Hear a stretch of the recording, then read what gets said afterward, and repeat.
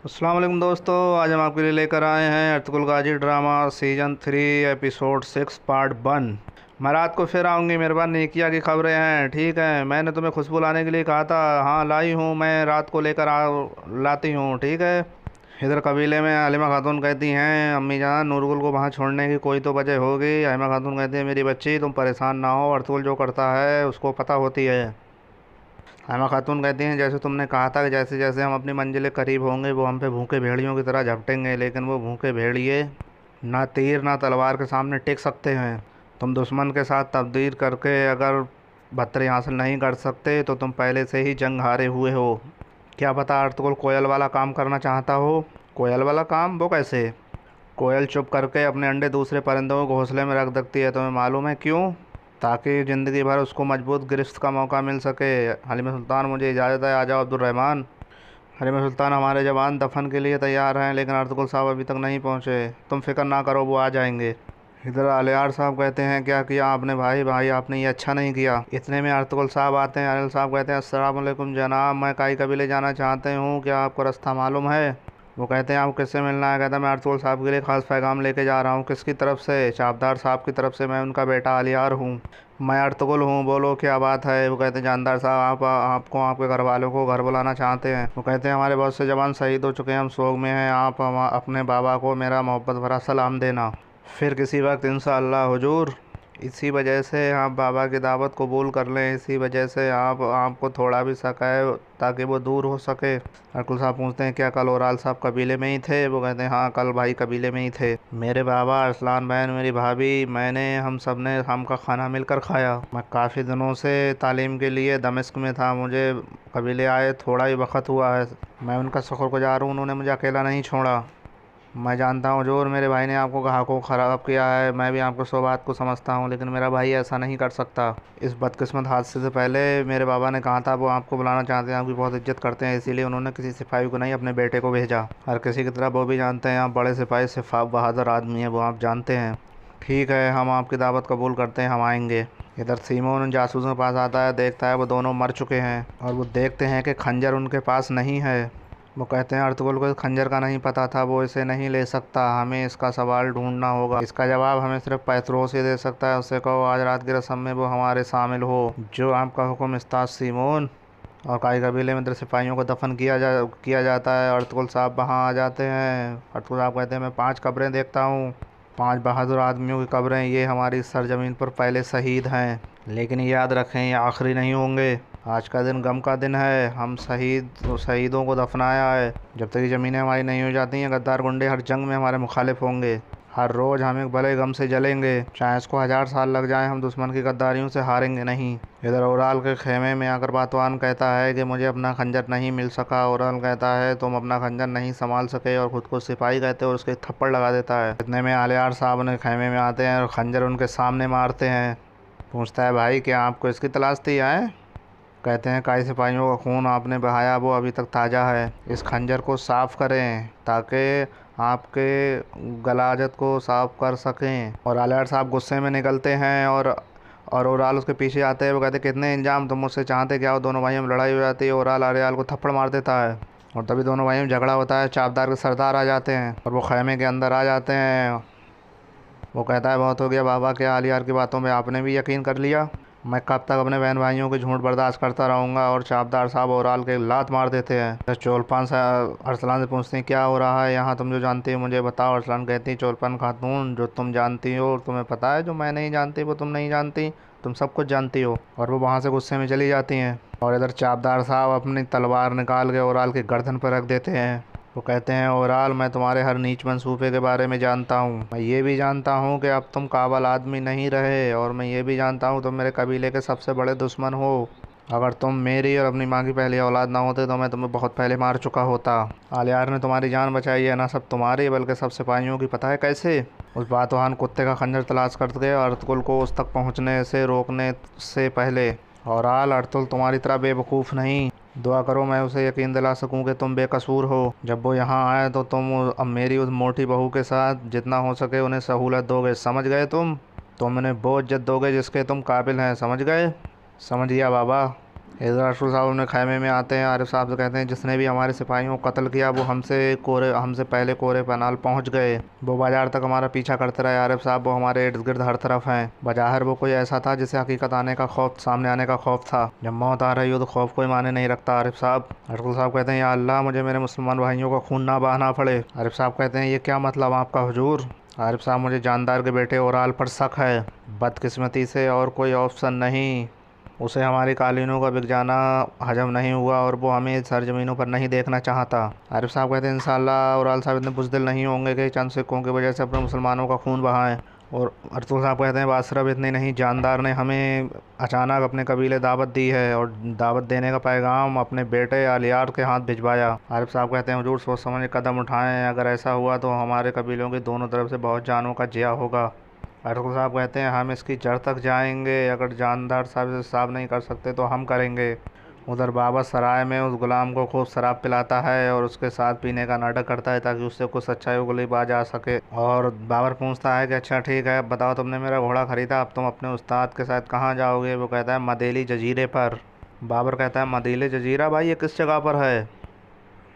पहले कुस्तुनतनिया से बहरी जहाज़ लंगर अंदाज होगा। हाँ हाँ ठीक है, फिर उसके बाद मेरे भाई दरा दारेयाल से निकल कर। बाबर कहता है दरा दारेयाल से निकल गया, फिर मेरे भाई कहता है सीधा जाते रहोगे। ठीक है फिर, लेकिन दरा दारेयाल किस जगह की बात कर रहे हो भाई। मदेली मदेली मदेली एक जजीरा है, ये एक बड़ा जजीरा है, बहुत बड़ा। बहेरा रोम के कज्जाब गुलामों को पकड़ते हैं और वहाँ लेकर आते हैं। वहीं एक तिरस्तान कुंडा करीबी जजीरे पर जाते हैं और वहाँ के सबसे बेहतरीन गुलाम ख़रीदते हैं और वापस बाजार लेकर आते हैं और बेचते हैं। ठीक है, समझ गए समझ गए। इधर सीमोन के पास एक पादरी आता है और वो सरहानली बाजार में खुफिया सुरंग में चले जाते हैं। उस्ताद निकोला दारतार तानियान 32वां याहिया, जैसे कि आपने अंदाज़ा लगाया मेरी यहाँ आने की वजह अर्तुगरुल है।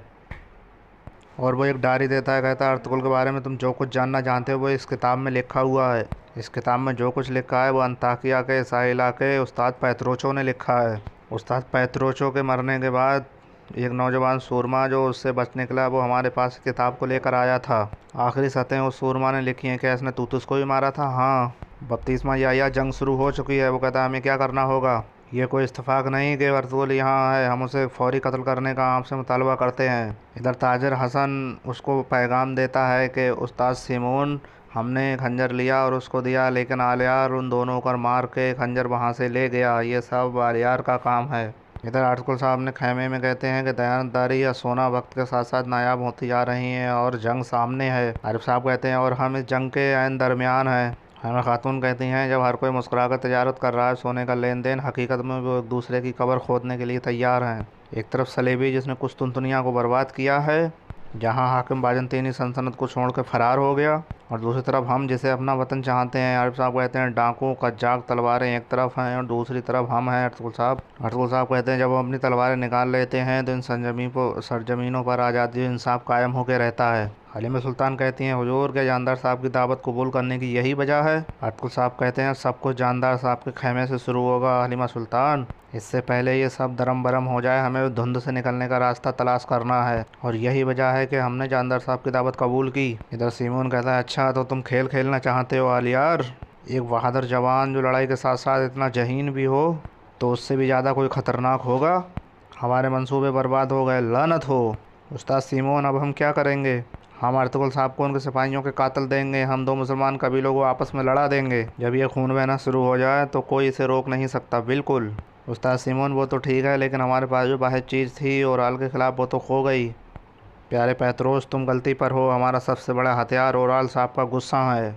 उसका गुस्सा और उसका कबीले को ख़ात्मा कर देगा। आलियार का ख्याल है वो इस जंग को रोक सकता है, लेकिन जंग तो पहले ही शुरू हो चुकी है।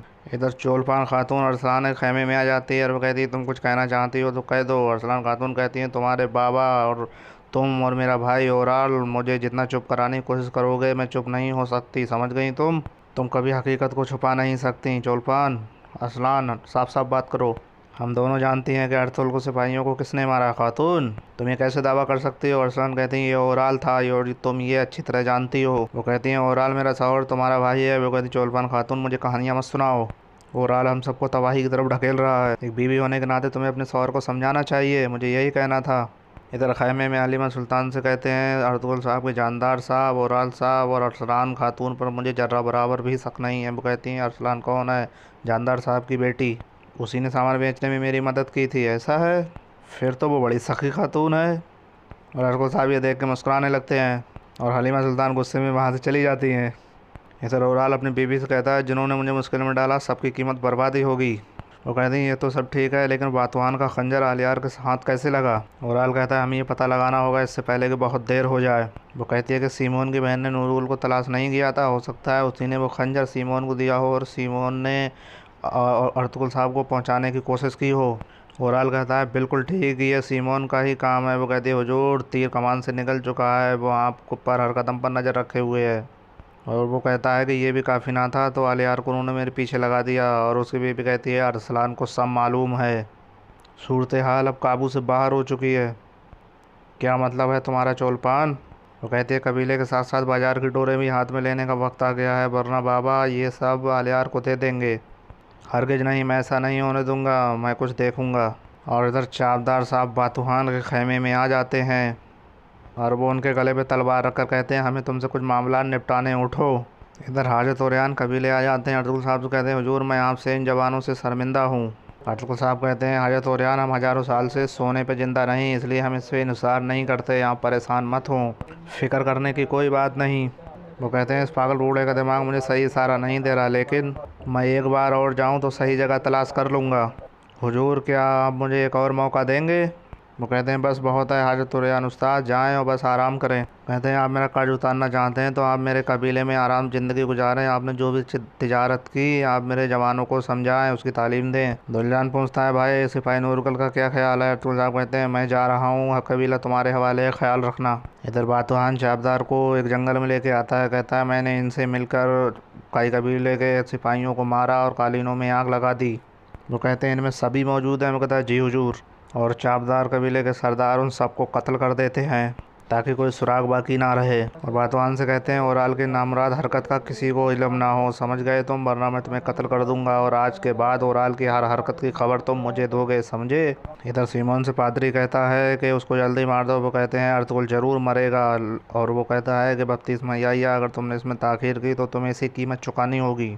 सीमोन कहता है मुझे समझ नहीं आती एक तुरक ने आपको इतना बेचैन क्यों कर रखा है? वो कहता है तुम्हें मालूम नहीं, तुम ये किताब पढ़ोगे तो समझ जाओगे। वो कहता है अगर मैं उसे मार देता हूँ तो मुझे पता नहीं चलेगा कि वो सुल्तान अलाउद्दीन का जासूस है कि नहीं, मुझे आपको थोड़ा वक्त देना होगा। वो कहता है मैं तुम्हें एक हफ्ते का वक्त देता तो अर्तुगरुल मरेगा या काउंसिल किसी और को यहाँ भेजेगी। जैसे आपका हुक्म मास्टर नुकेला, सादुद्दीन कोपैक जल्दी यहाँ होगा। याद रखना वो तुम्हारा सबसे करीबी इत्तेहादी होगा, तुम दोनों का एक ही दुश्मन है, सुल्तान अलाउद्दीन।